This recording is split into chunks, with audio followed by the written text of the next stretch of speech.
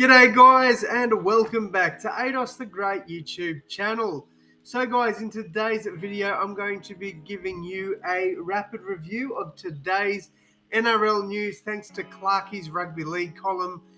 Go over to Facebook, give him a follow, jump over to Instagram, follow him there, subscribe to his YouTube channel, check him out on TikTok. He does this stuff everywhere. Alright, so first bit of news today is Reuben Garrick. The Knights are reportedly pushing Manly to release Reuben Garrick from 2023. From there, they plan to play him at fullback and transition Kalyn Ponga into the halves. I like Reuben Garrick. I think he's a gun of a player. This could work for Newcastle. It might. They might see something that I don't. But I just don't think that Kalyn Ponga should be playing in the halves. I think he's one of the better fullbacks out there, and I just think personally he'll be wasted playing in the halves.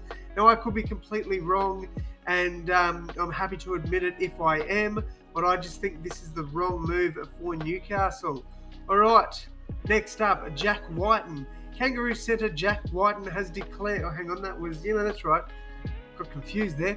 Kangaroo centre Jack Whiten has declared he does not have a position in footy and just gets on with it. I have no real trademark position. I am just a footballer, so whatever the team needs is what I will do, he said.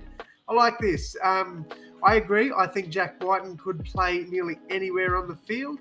I think we could keep him and maybe say a Harry Grant, Ben Hunt off the bench, and it could work.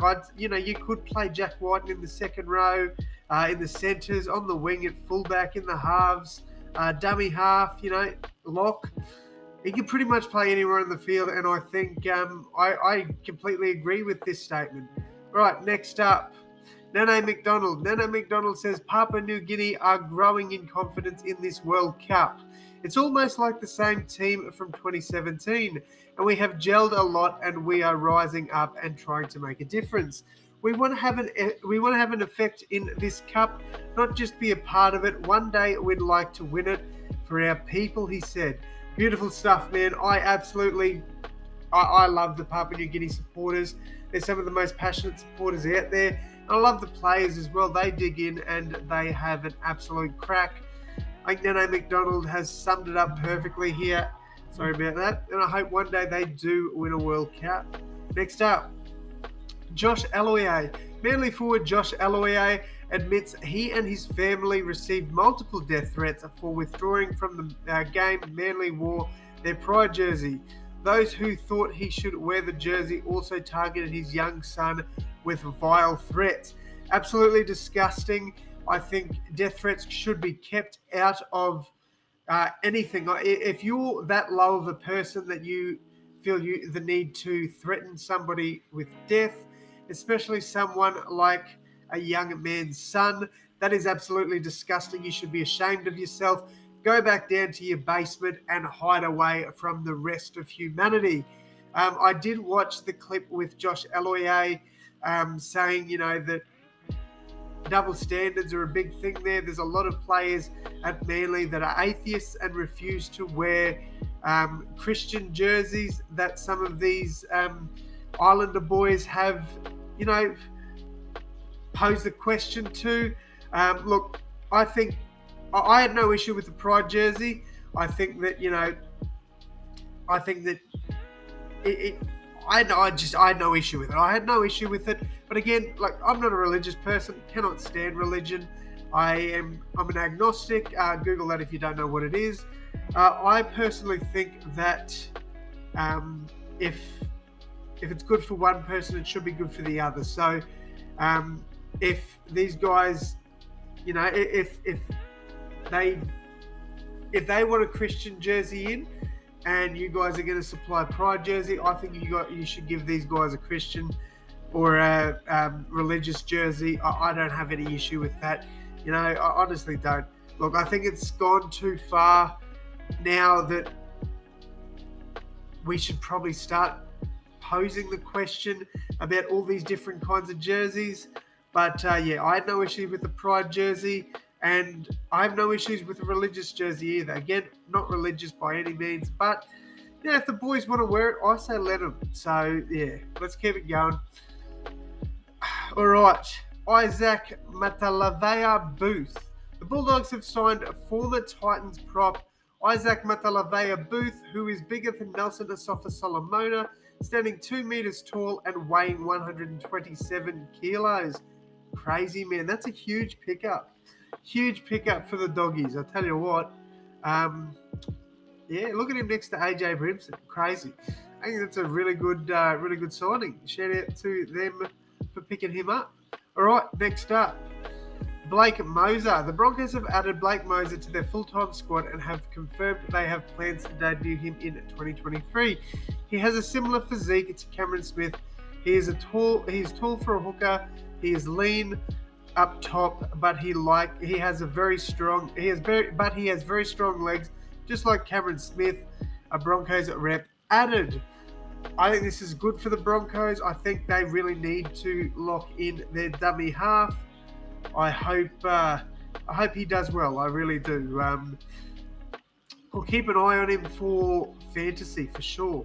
Right, next up, Anthony Griffin. The Dragons have reportedly informed Tyrell Sloan and Jaden Sullivan not to stress, as 2023 will be Anthony Griffin's final season in charge of the club. This annoys me. The reason it annoys me is somebody's let this leak. So personally, if the Dragons were, confident that this is Hook's last year, then just stand him down now. Just, find another coach. I understand. Look, he's more than, I'd assume he's contracted for one more season, so they don't want to pay out the contract. But, geez, I'd be paying out the contract, finding the right coach for you guys. Des Hasler's one that's available. And yeah, looking to rebuild now. So yeah, I hate this when this sort of stuff comes out. All right, Jack Gosha, I can never pronounce his name right, and he played for the Bunnies. Jack Gojewski, let's call him Jack Goz. The Cowboys have officially announced the signing of Jack Goz for the 2023 season. Good signing for the Cowboys. I believe the Dragons didn't utilise him correctly. He played quite well at Manly. He looked pretty good as a youngster for Souths. I think the Cowboys have got a good depth signing here. I don't see him playing too much first grade, but I think he definitely will around Origin time. All right, next up, David Clemmer. The Tigers have reportedly quit talks to trade Luke Brooks for David Clemmer. They are focused on retaining Brooks, whilst also signing Clemmer for 2023. All right. I think David Clemmer to the Tigers is a great signing. However, I'd just do the trade. Just trade, because I think Luke Brooks and Kalen Ponga could be a good halves combination. And I think Lukey just needs a fresh start. Hastings and Adam Dewey can play well together there at the Tigers, and I think that's the halves pairing they need to look into. So yeah, I'm disappointed by the Tigers for this. I'd be looking at that trade, especially if it gets the David Clemmer signing across the line. All right, the last one. Matt Burton's management admit he is happy at the Bulldogs, but insists there is a lot of interest from other clubs.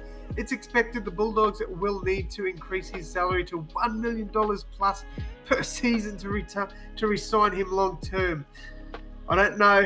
I'd say around 750 to 800,000. $1 million is a lot. That's crazy. But I guess, if the Bulldogs think this is their man, which I think he probably is, then you pay overs to keep him. Let's be real. That's probably the only option. All right, guys, that is going to wrap it up from me for today's news. Let me know what you guys thought. Did you agree with my takes? Do you disagree? I'd love to hear from you guys. But that is going to wrap it up from me. Thank you all so much for tuning in. And as always, guys, I'll see you in the next one. Thanks, guys.